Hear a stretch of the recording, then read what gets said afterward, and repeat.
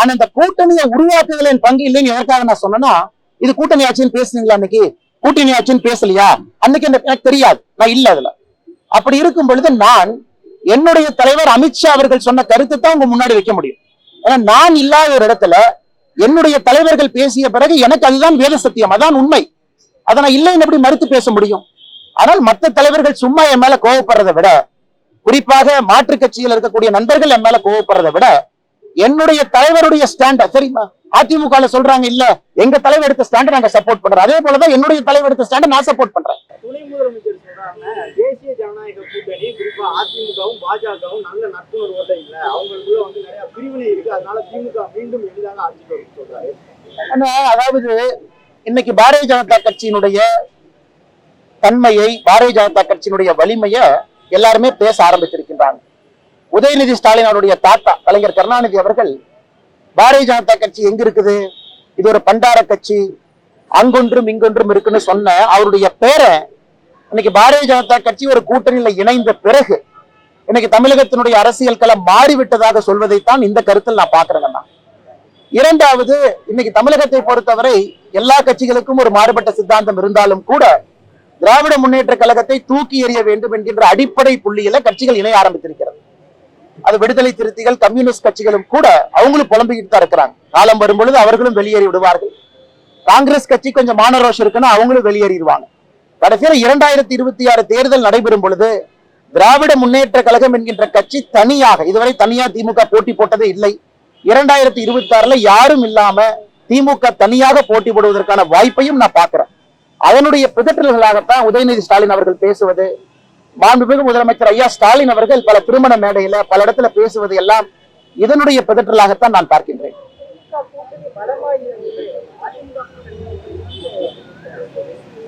ஏற்கனவே நான் சொன்னேங்க, பலம் பலவீனம் என்பதெல்லாம் தாண்டி திராவிட முன்னேற்ற கழகத்தை பொறுத்தவரை மக்கள் எப்படி நோட்டீஸ் கார்டு, மார்க் கார்டு வச்சிருக்கிறாங்கன்னா 5 வருஷம் என்ன பண்ணுனீங்க அதற்கு இவங்க பதில் சொல்லணும்.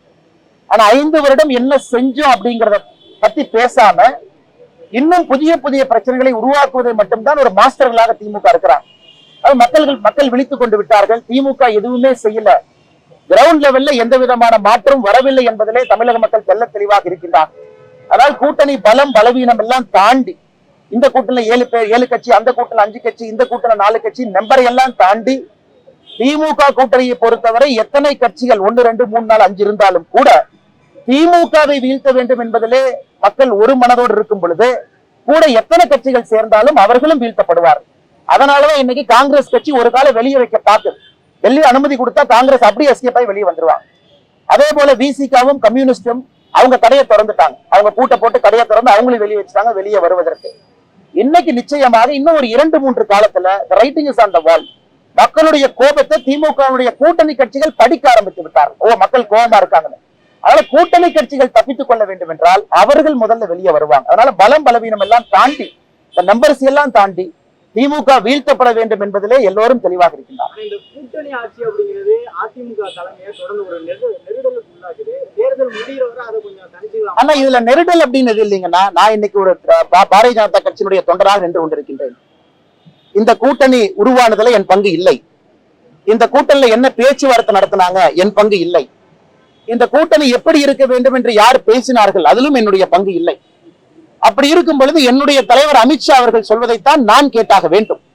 அவர் ஒரு முறை அல்ல, தினமலர் பத்திரிகையில, தினத்தந்தி பத்திரிகையில, இந்தியன் எக்ஸ்பிரஸ் பத்திரிகையில மிக தெளிவாக சொல்லிய பிறகு ஒரு தொண்டனாக என்னுடைய கருத்தை மாற்றிக்கொண்டு கூட்டணி ஆட்சி இல்லைன்னு நான் சொன்னா, நான் இந்த கட்சியில தொண்டனாக இருப்பதற்கு எனக்கு தகுதி இல்லைன்னு அர்த்தம். என்னுடைய தலைவர் சொன்ன கருத்தை நான் ஏற்றுக்கொள்ள முடியாமல், என்னுடைய தலைவருடைய கருத்தை நான் வலுப்படுத்த முடியாம, என்னுடைய தலைவர்கள் சொன்ன கருத்திலேயே நான் சந்தேகத்தை எழுப்பினேன் அப்படின்னா இந்த கட்சியில நான் தொண்டனா இருக்கக்கூடாது, தலைவனாக இருக்கக்கூடாது. இது என்னுடைய கருத்து. ஆனா என்னை பொறுத்தவரை தலைவர்கள் பேசியிருக்கின்றார்கள், எனக்கு இதுல பங்கு இல்லை. ஆனா என்னுடைய தலைவர்கள் பேசியதை நான் தூக்கி பிடித்தாக வேண்டும். அவங்க பேசியிருக்கிறாங்கன்னு நான் நம்புறேன். அதனால இதுல நான் உறுதிப்பட இருக்கின்றேன். என்னுடைய தலைவர்கள் கட்சியை கூப்பிட்டு, தொண்டர்களை கூப்பிட்டு அவங்களுடைய ஸ்டாண்டை மாற்றும் போது நானும் மாத்திக்கிறேன். ஆனா மிக தெளிவாக உள்துறை அமைச்சர் அவர்கள், இந்த கூட்டணியை உருவாக்கியவர் அவர்கள், இந்த கூட்டணி எப்படி இருக்க வேண்டும் என்று நினைத்தவர்கள் ஒரு கருத்தை சொல்லிய பிறகு அந்த கருத்தை தொண்டராக நான் எப்படி மாற்றி பேச முடியும்? நண்பர்கள் புரிஞ்சுக்கணும். இல்ல அண்ணாமலை என்ன ஏதோ பேசி இந்த கூட்டணியை உடைக்க பாக்குறாரு, பிளக்க பாக்குறாரு, 4 பேர் கிளம்பி வருவான். ஆனா என்னுடைய தலைவர் பேசிய கருத்தை நான் ஸ்டாண்ட் பண்ணலனா ஒரு பிஜேபி தொண்டனாக தலைவனாக இருப்பதற்கு தகுதி இல்லாத நபராக நான் இருக்கின்றேன் என்றுதான் பொருள். அதனால் அமித்ஷாஜி அவர்கள் தொடர்ந்து சொல்றாங்க, ஒரு முறை அல்ல, 2 முறை அல்ல, 3வது முறை. இதுல அதிமுகவுக்கு மாற்று கருத்து இருக்குன்னா கண்டிப்பா அவங்க அமித்ஷாஜியோட பேசலாம், கண்டிப்பா அவங்க பேசி ஒரு முடிவு எடுக்கலாம். ஆனா என்னுடைய தலைவர்கள் சொல்லாதவரை நான் எப்படி கட்சி எடுக்கக்கூடிய ஸ்டாண்ட்ல இருந்து பின்னாடி போக முடியும்? ஆனா எல்லாமே புரிஞ்சுக்கணும். ஆனா தமிழகத்தை பொறுத்தவரை பாட்டாளி மக்கள் கட்சி தெளிவா வெளிப்படையா வெளியே வந்து சொல்றாங்க, கூட்டணி ஆட்சியில் இருப்ப நாங்க எது கஷ்டப்பட்டு வேலை பார்க்கணும். கிருஷ்ணசாமி அண்ணன் கூட்டணி ஆட்சியில் இருப்ப நாங்க எது கஷ்டப்பட்டு வேலை பார்க்கணும். தேமுதிக பிரேமலதா அக்கா அவங்க கூட்டணியில் இருக்கணும், நாங்க எது கஷ்டப்பட்டு வேலை பார்க்கணும். கூட்டணி ஆட்சி இன்னைக்கு முதலாக தமிழகத்தினுடைய அரசியல் சரித்திரத்துல எல்லா கட்சிகளும் இதை பேச ஆரம்பிச்சிருக்கிறாங்க. நீங்க நல்லா பாருங்கன்னா, ஏன்னா ஒரு தொண்டனும் வேலையை விட்டுட்டு அவங்க செய்யக்கூடிய வேலையும் விட்டுட்டு கட்சிக்காக நேரம் கொடுக்கும் பொழுது அந்த தொண்டை என்ன எதிர்பார்க்கிறான், நான் எதுக்காக இந்த கட்சிக்கு நேரம் கொடுக்கணும், எதுக்காக நான் பெயிண்ட் டப்பாவை கையில் எடுக்கணும், எதுக்காக நான் போஸ்ட் அடிச்சு ஒட்டணும். தலைவர்கள் சொகுசுக்காரில் போறாங்க. எவ்வளவு பெரிய கட்சியில எத்தனை பேர் எம்எல்ஏ ஆக முடியுங்கன்னா 20 பேர் ஆகலாமா, 30 பேர் ஆகலாமா, 40 பேர் ஆகலாமா, சரி 100 வச்சுக்கங்க. ஆனா 50 லட்சம் 60 லட்சம் 80 லட்சம் இருக்கக்கூடிய தொண்டர்களுடைய ஆசை என்ன, என்னுடைய கட்சி ஏதாச்சும் ஒரு மினிஸ்ட்ரியில் உட்காரும் பொழுது ஒரு 2 நல்லதை பண்ணுவாங்க, அதை பார்த்து நான் பெருமைப்பட்டுக் கொள்வேன் தான் ஒரு தொண்டன் நினைப்பான். எல்லா தொண்டனுக்கும் சீட்டு யாரு கொடுக்க போறது? தொண்டனுக்கும் தலைவனுக்கும் அடிப்படையில எண்ணத்துல மாற்றம் இருக்கும். தலைவனை பொறுத்த வரைக்கும் அவங்க பொசிஷனை சேஃப்கார்ட் பண்ணணும், அவங்க எம்எல்ஏ ஆகணும். தொண்டனை பொறுத்தவரை ஒரு உண்மையான விசுவாசமான தொண்டன் அவன் எம்எல்ஏ ஆகணும், எம்பி ஆகணும்னு நினைக்கிறத விட நான் கடினமாக உழைத்ததற்காக என்னுடைய கட்சி ஏதாவது உயரத்தில் இருக்கும் பொழுது எனக்கு அது போதும் என்று நினைக்கிறார். நான் தொடர்ந்து தொண்டர்களுடைய குரலாக பேசிக் கொண்டிருக்கின்றேன். இதுலயும் என்னுடைய தனிப்பட்ட கருத்தை எங்கேயும் நான் பேசுறேன். மாண்புமிகு உள்துறை அமைச்சர் அமித்ஷா அவர்கள் பேசிய கருத்தை உங்க முன்னாடி வச்சிருக்கேன். இன்னைக்கு நான் இல்லப்பா இதெல்லாம் எலெக்ஷன் அப்ப பாத்துக்கலாம்னா என்னுடைய தலைவரையே நான் டிஃபெண்ட் பண்ண முடியும். நான் எதுக்கு அரசியல் கட்சியில் இருக்கணும், நான் பிஜேபியில் இருக்கணும். நான் அமித்ஷாஜி அவங்ககிட்ட போன் பண்ணி ஐயா சொல்லுங்க நான் சொல்ல, இது அமித்ஷாஜி அவருடைய கருத்து அவர்கள் சொல்லிய பிறகு நான் அதை ஆமோதித்து ஆம் அமித்ஷாஜி அவர்கள் சொல்லி இருக்கின்றார்கள், இது அவருடைய கருத்து, அவர் பேசாம அவர் சொல்லி இருக்க மாட்டாங்க. ஏற்கனவே சொன்னது போல இந்த கூட்டணி அமைத்ததுல என்னுடைய பங்கு என்பது 0. அதுல எங்கேயுமே தலையில்லை. நான் இன்னைக்கு தொண்டனா என்னுடைய வேலையை பார்த்து கொண்டிருக்கின்றேன்.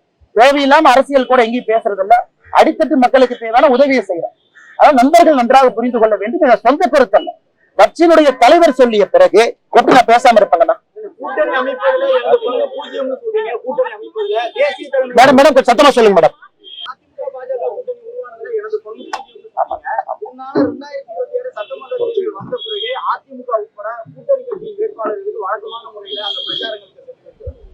ஆனா என்னை பொறுத்தவரை கட்சி ஒரு முடிவெடுத்த பிறகு நான் கட்டுப்பட்டு கொண்டிருக்கின்றேன். எங்க பிரச்சாரத்துக்கு போகணும்னு சொல்றாங்களோ பிரச்சாரம் பண்றேன். காரணம் கட்சி எனக்கு மேல கட்சி இருக்கு, இதை செய்யுங்கன்னு சொன்னா செய்ய போறேன்.